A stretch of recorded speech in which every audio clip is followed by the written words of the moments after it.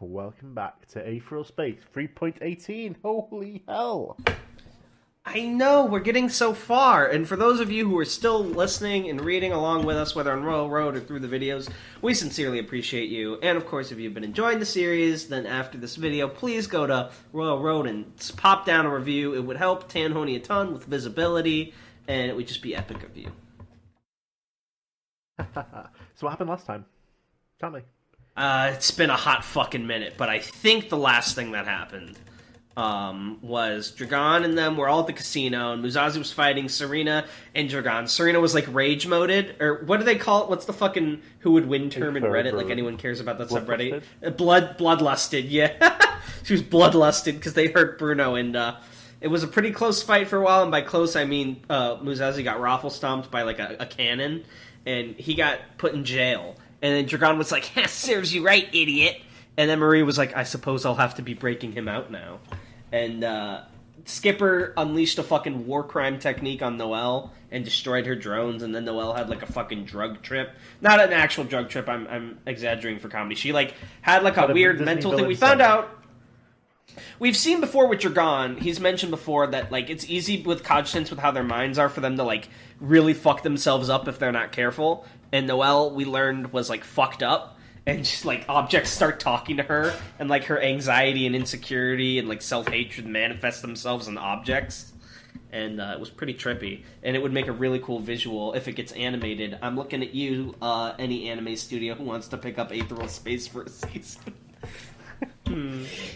Studio map. Oh, yeah, did you hear about Yasuke? Yeah. I'm so hyped for that. Although I'm kind of miffed that they're gonna... Okay, so Yasuke was the first ever black samurai, and he was super cool. I'm a little miffed, though. They're making an anime about him, which is awesome, but they're making it like another magic and mech anime, which Netflix does with every fucking series they touch. And it makes me mad, because I think it's going to make people think Yasuke is a fictional character when he was like actually a really cool, badass guy. But I still am really hyped about it. Yeah. And Studio Mappa's working on it. They did Attack on Titan the final season, and they've also done... What was that other thing they did that was pretty cool? Hold on. Fight Night, High School Fight World. God of High yeah, School. No, yeah, but the cooler one is Jujutsu Kaisen they're working on. Oh yeah, I heard that's which good. Is a pretty good... It is very good, I've been reading it. I'm very behind it, though. But anyway, yes, that's enough about fucking anime. Titles? I think you read it, it's a TV show. But yeah, anyway, so I believe... Did I miss anything from last time? I know that's pretty much it. Okay. I really like grapes, said Serena, popping one of them into her mouth. We're fool, admonished Bruno, beating on the walls of consciousness in an attempt to put an end to this madness. Stop eating grapes! Serena rolled her eyes, even as she lay back in the hospital bed. Full of gross hospital food, not grapes. Duh. They'd only been staying at the Anna Saint Memorial Hospital for a week or so now, but Serena had already made it her mission to eat them out of house and home. Apparently, their surgery had been touch and go for a few hours, but the doctors had finally managed to get enough panacea in the right parts of their body to identify and repair the internal damage. Taking control for a moment and spitting out an offending grape, Bruno put a hand to his stomach. It was strange to think that his body was full of tissue that, not so long ago, had been fungus. He knew that Skipper didn't quite trust panacea, but Bruno didn't see how anything else could compare to the seamless replacements it provided. He reached over to the nightstand, slid his hand over a screen on its surface, and the blank window on the side of the room changed to display an image of a raging but silent snowstorm. It was only a projection, of course. This part of the hospital was too low down to actually have a good view, but it was a damn good projection. Also, I'm really happy that... I don't want to say happy, that makes it sound like I was overly excited, but I think it's clever that you made panacea a fungus, because not only is fungus pretty adaptable, but fungus is actually much closer to mammalian cells than it is to like plants and stuff, so it makes sense that it would fit in relatively well in a human body. So good job. Not quite a hologram, but it still looked like you could reach a hand out and then have it snap off from frostbite, which actually wasn't that nice. Still, it made him think of home. He felt a murmur of irritation from Serena, deep inside his skull. Don't like it? He said quietly, eyes tracing a snowflake as if drifted out of sight. I assume as it drifted. Yeah, time to kill this You typo. know I don't like it, You know I don't like it, grumbled Serena. I want to go somewhere warm. It's always so cold wherever we go. Bruno shrugged, or at least he tried to shrug, and then winced as it aggravated the sore parts of his body. Ask Skipper once we head out of here. He can take us somewhere damn hot, I bet. He could almost picture her expression of wonder. You mean it? Bruno smiled. I mean it. The door slid open, and one of the helmeted doctors strolled in. Good morning, they said in that good morning, they said in that auto-tuned voice of theirs. Just your regular scan. Bruno did his best to sit up, suppressing the shudder that tried to run through his body. Apparently, the voices were designed to make these guys more soothing, but it just gave him the creeps. Hell, he couldn't even tell if this was the same doctor from his last checkup. Okay, so I think I know the voice you're describing, but I don't think I can replicate it without actual auto-tune, which I don't have on hand. No. I assume it's like that like robot smooth like hello there kind of thing. How have you been feeling? The anonymous doctor said, scanning his body top to bottom with a script in their hands. Is there any discomfort? Again, Bruno tried to shrug, and again he regretted it. No new discomfort, he said, nursing his shoulder.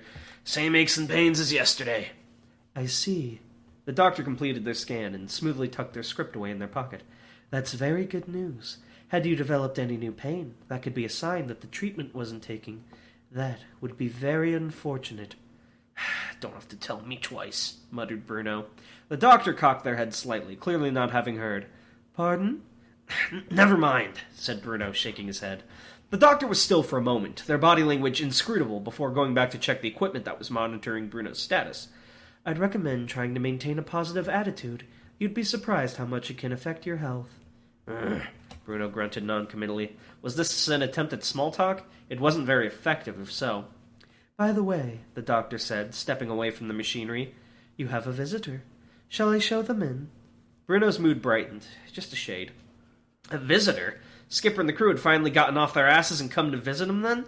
A smile came dangerously close to appearing on his lips, but he managed to smother it into a smirk. Sure, he said as casually as possible. Let's Skipper in. How much do you want to bet that this is going to be an enemy? I already know the answer, so... Oh, I'm going to bet. The doctor chuckled lightly, which was modulated into some kind of awful croak by the helmet. Oh, they said, that man isn't your visitor. You realize, of course, said Skipper, feet up on the desk, that I'm losing my patience here, yeah? Deer's glare flicked over to the boots on his desk before returning to Skipper's face. Every day this week, hell, every couple of hours, this irritating man had barged into his office and demanded to know when he and his crew could go free. He'd seen actual prisoners less insistent.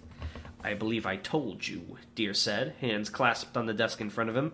Our people need to confirm Roz before we can consider your job done. Skipper scoffed. Confirm him? What does that even mean? That's not your concern. Skipper was absolutely right, though. The wording was ridiculously vague, and when Deer had requested clarification for himself, he'd been denied. Apparently, Roz knew something vitally important, and it had taken them at least a week to get it out of him. If they could get it out of him. And in the meantime, he had to deal with this Leia body running rampant in his office. He sighed. Skipper didn't miss it. Oh, I'm sorry, buddy, he said mock-placatingly, raising his hands in a warning gesture. I didn't realize I was boring you. It must be so damn dull to be forced to stay in this security complex all day. Yeah? Deer ran a hand over his smooth head. What he wouldn't do for a drink right now. Some foul-tasting swill to make him forget this mess. But he was on the job. He was always on the job these days, it seemed. He waved his other hand. I'll put in another word with my superiors, he said, already knowing he wouldn't get an answer. Your release isn't exactly up to me, so... Hey! As Deer had been speaking, Skipper had made his way around the desk and began looking through the drawers. Deer hadn't even seen him moving, but the man was already squatting on the ground like some kind of ratman, shuffling through Deer's personal effects.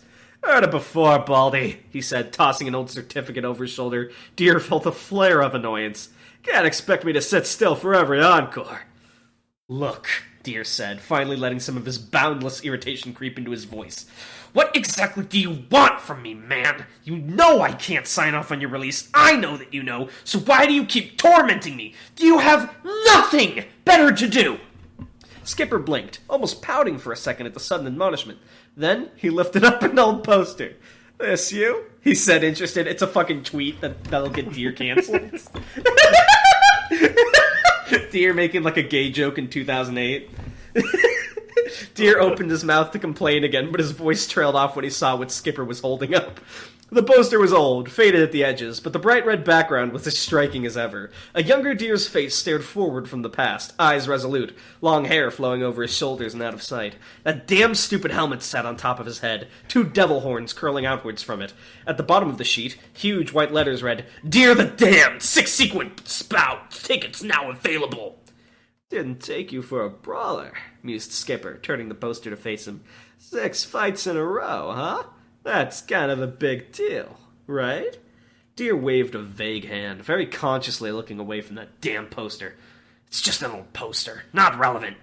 "In my experience," said Skipper, carefully putting the poster back on the desk, "there's nothing in the galaxy that isn't relevant to someone. You wouldn't keep it if it didn't mean anything to you." With a groan, Deer snatched the poster off the desk and stuffed it back into the drawer. "It's nothing," he snapped. "Just old trash that I should have thrown away to avoid pointless speculation like this." Skipper scratched his cheek. "In my experience, there's nothing pointless either." Deer raised an eyebrow. "You sure like quoting yourself, don't you?" It was intended as an insult, not an actual question, but Skipper clearly took it as one. "Well," he said, "I've been giving out so much wisdom for years now, but nobody's been quoting me. Figured I'd get the trend started myself, yeah?" "Wisdom," Deer scoffed. "Staggering around the galaxy like some drunken lout. You think that's wise? It accomplishes nothing." "Well, it hasn't accomplished anything yet," Skipper acknowledged, leaning against the wall, his arms crossed. "Besides, it's not all about accomplishing things." "Of course it is," said Deer. "There's nothing else. Oh my god, is this guy UAP or is he supremacy? You tell me." "What about, helping people out?" Skipper said, as if searching for the words. "Having a good time?" "Those would be accomplishments." "Oh!"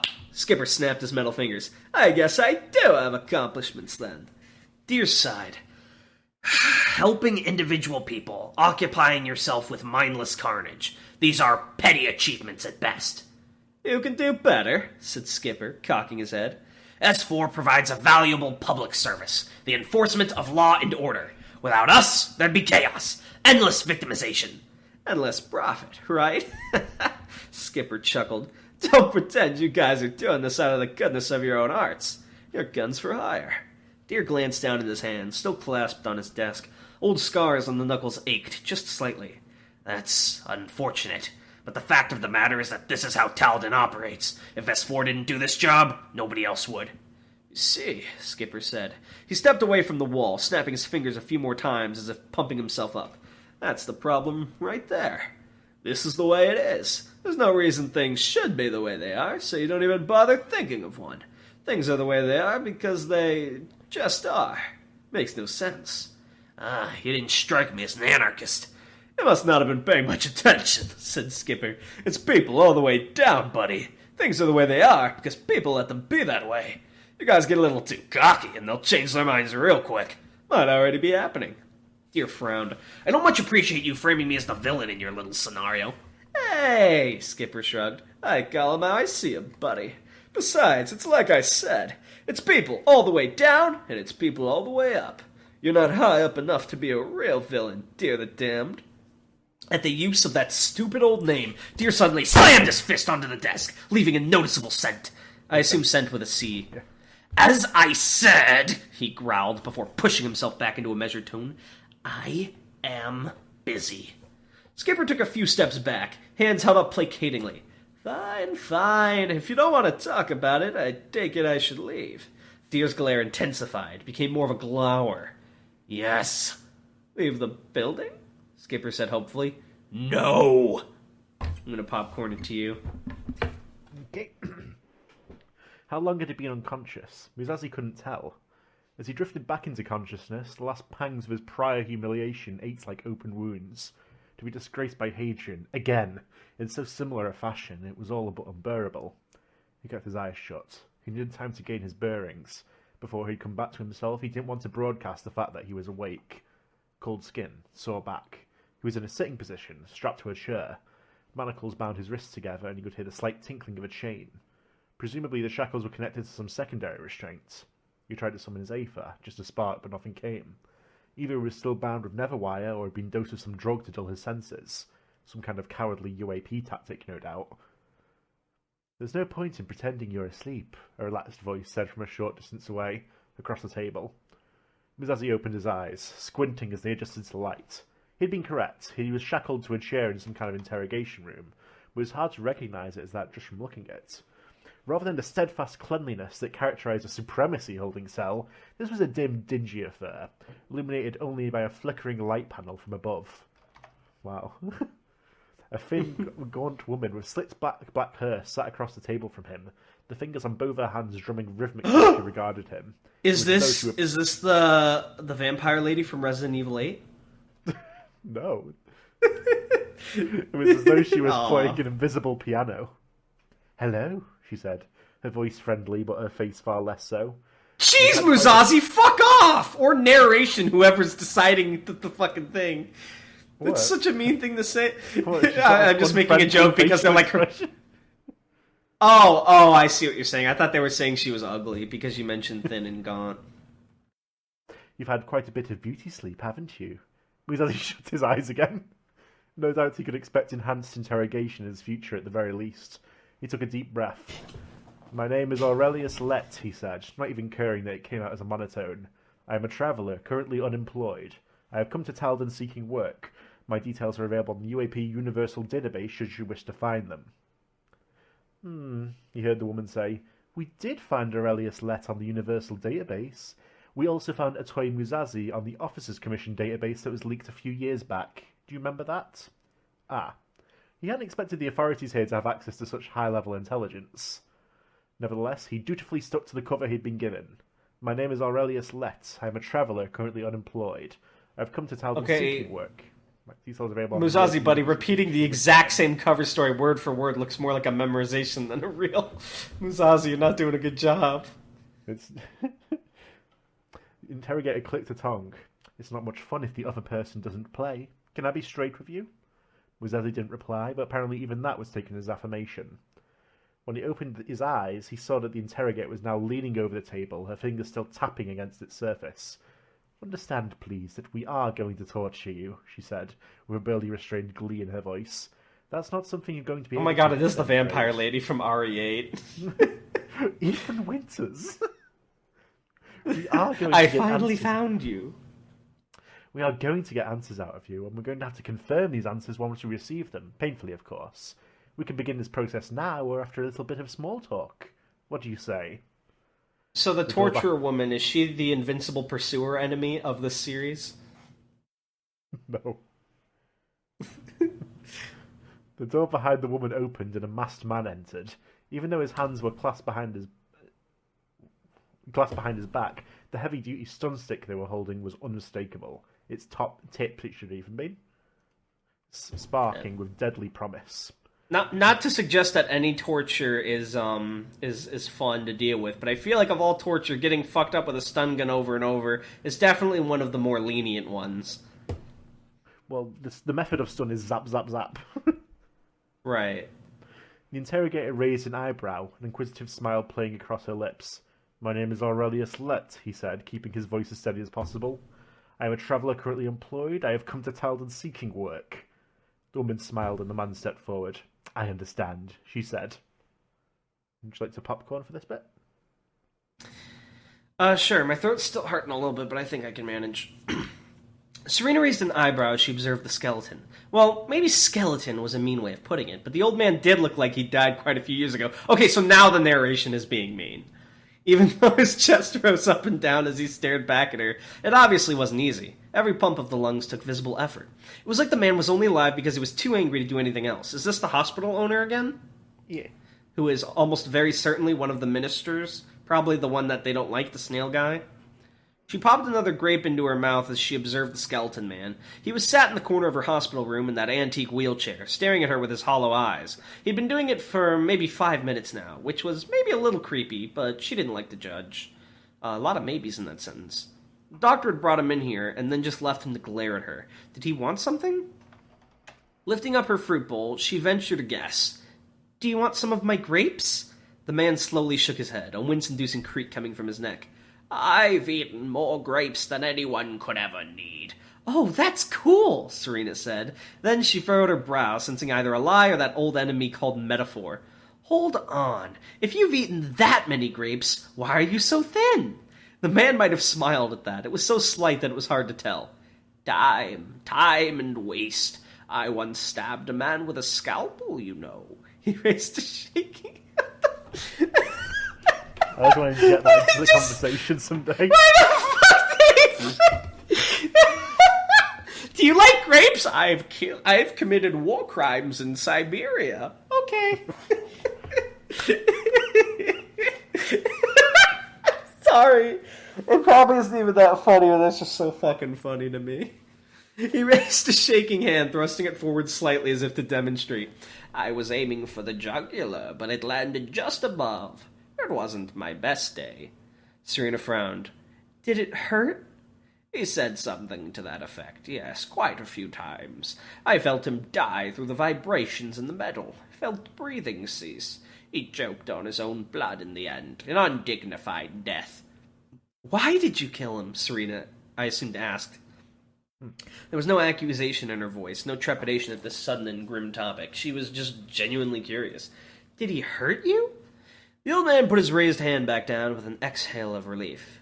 Yes, he said, in a fashion, but I was the one who told him to do it. Oh, said Serena, acting as if she understood when she very much did not. If that was me, I wouldn't have told him to do that.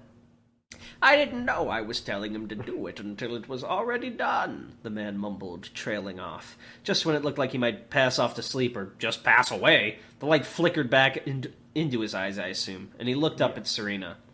My name is Sate. I am the director of this shithole. I came here because I wanted to ask you something. She put a hand into her fruit bowl, snatched up a handful of grapes, and messily bit into the squashed mass. Sure, she said, still chewing. Go for it! I love how this is like fucking... This guy's Patrick Bateman at the end of American Psycho, like calling, like, I'm a criminal! And she's like, I love grapes! I've killed. Why is it you perform... Why is he such an anime villain? I have expected him to be like, I have the dark saber, Serena. Should you choose to wield its power? I'm sorry, I'm not trying to roast your characters, it's just funny. Why is it you perform actions? Serena cocked her head. That wasn't the kind of question she'd expected. She wasn't sure what kind of question she'd expected, but she was sure that it wasn't that. Perform actions? She said. I almost broke the rules of Aetheral space. Oh, thank God. Italics. You forgot perform actions? She said. Yeah, I was about to be like, was this Bruno talking? The old man's voice was like cracking glass. Attempt to influence your environment, alter your circumstances, enact change. You are here because you acted. Why? Serena furrowed her brow. She has the same fucking reaction I do. You want to know why I do things? Slowly, the old man nodded. Well, doesn't everyone do things? The old man snorted derisively. Idiot girl, he said. I'm a redditor. But yes, of course they do. They don't understand. They cannot comprehend the way this world functions. But you are a useful sample. I want to know why. From your own mouth. Sentences were short, delivered between deep breaths for air. Given the state of him, it was honestly surprising that he could even talk for so long. My friends needed my help, Serena said softly, so I helped them. Is that weird to you? I find it saddening. You think you have accomplished things, but you have not. The other guy mentioned that too. Maybe like supremacy is all about strength. Is the UAP all about accomplishments and like merit? I don't think it's like a cult. Or is it just a coincidence? Thing. I guess it's just a coincidence that two separate characters have mentioned accomplishments in the same chapter. It kind of gives off a theme. Serena pouted. She wasn't... What is the name of this chapter? Accomplishments? It is now. Or achievements? Achievement get? Serena pouted. She wasn't sure if this old guy was trying to give her advice or insult her, but he was being annoying all the same. I know this is supposed to be a serious moment. I'm sorry, Tan. It's just really funnily written. I really like it. How's that? She snapped. The old man grinned a Cheshire grin, I assume? Checkerboard. Checkerboard grin. You'll have to tell me what that is later. It wasn't comforting. Too nice. Ugh. This universe of ours, he rasped. hates us, despises us. It would never allow even a moment of relief. That is why people suffer. And do you know what it is the universe hates about us most? Serena shrugged, staring up at the ceiling, still pouting. It hates... The old man trailed off into a coughing fit before lifting his finger and resuming. It hates that we think we can change it, that our actions, selfless or selfish, will have any impact on events. Understand, girl, whatever you do, however you do it, for whatever reason, it is futile. When you look back on your life, all your actions will accumulate to nothing, less than nothing, for the world is worse for you having been born in it. And his speech faded out to a wheeze at the end, but the hateful determination in his eyes didn't lessen in the least.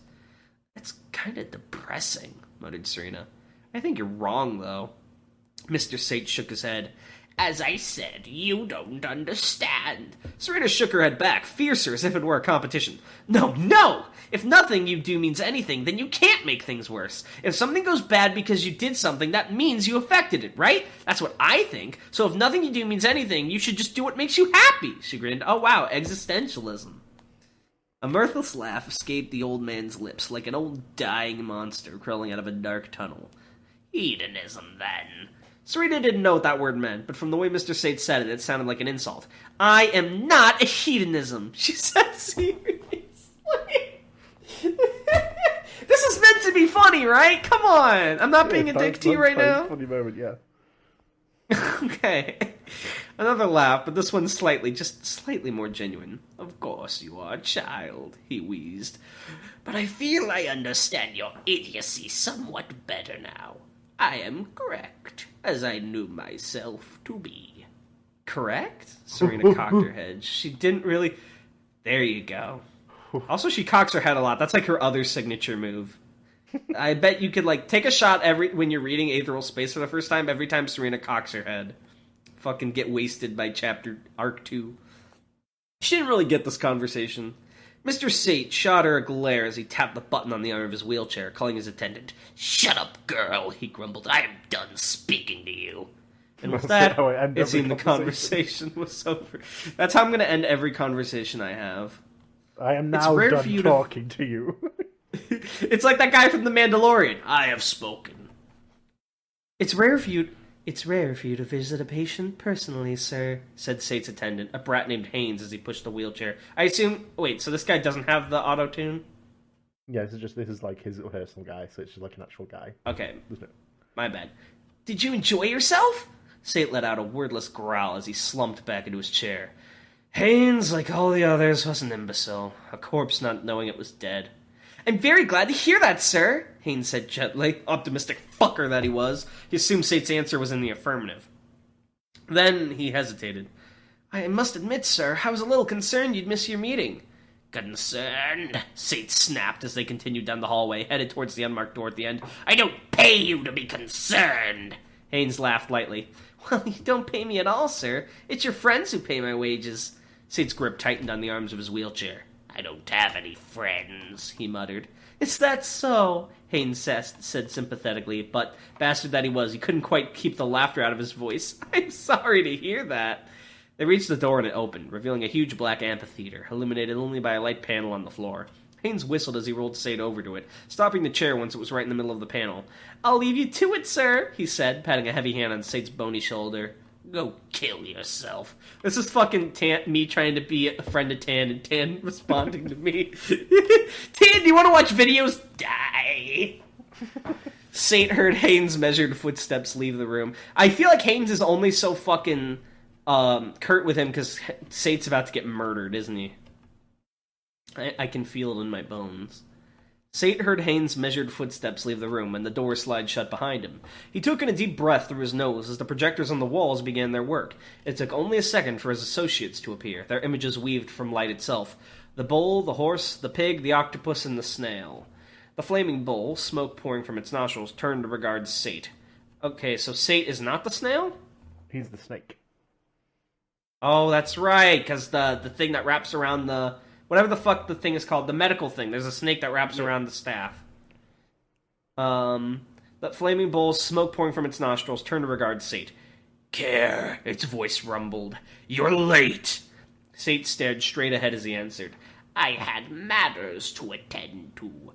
The bull, the sponsor of war, didn't seem quite satisfied with that answer, but it moved on all the same, turning to face the rest of the menagerie. "My friends," it said, "we have much to discuss." Dun, dun, dun! Ooh, yeah. Now it's bothering me that I can't remember the name of the fucking snake around the staff. There's like a word for it. It's a symbol. Caduceus! It's a what? Isn't it like Asclepius's thing? Asclepius, yeah, I think it's called Caduceus. Oh, cool. Let me check. Yeah, it's called a Caduceus as the symbol. Or Staff of Hermes. Okay. So, that was a pretty good chapter. Serena and Sate are hilarious, and I hope Sate grows to care about her in some aspect, because they have a weird, funky relationship. I wonder if, like, he'll see that she's the one they're fighting against, and then, like... Because the snake was the one they were talking shit about back, right? Or was that the snail? It was the snake. Yeah, so I have a feeling his friends already hate him anyway, that maybe he'll, like, last-minute turn on to, like, help Serena. That's what I'm hoping for anyways. Pretty interesting. I'm actually gonna say, I mean, not to say the other parts were bad, but I think the Serena and Sate was definitely the best part of the chapter, the highlight for sure, compared to Skipper just fucking with deer. No Dragon this chapter, which is very sad. But hey, no Dragon or Ruth. I'm sure next time will be their chapter or something. A little bit of Musashi, that was fun. I wonder if he'll become Griffith and fucking sacrifice Marie to get his powers back after torture. No good, very bad day. I sacrifice. Oh, man. Very interested to see where you go with this. God, I wish we were reading more right now, but I know we only have time to record this today. So questions. Let me think for a moment. Do you have any in mind? No. If you were a sponsor, what would you be a sponsor of, and what would be your animal? You just asked our viewers what the persona is. No cringe answers. Don't be like, I'd be the sponsor of peace, and I would give all my money to charity. Nah, fuck that. What's your evil sponsor? give me your evil character trait and animal. Alright. How's that, Tan? Pretty good. I wait. Is that a 10 out of 10?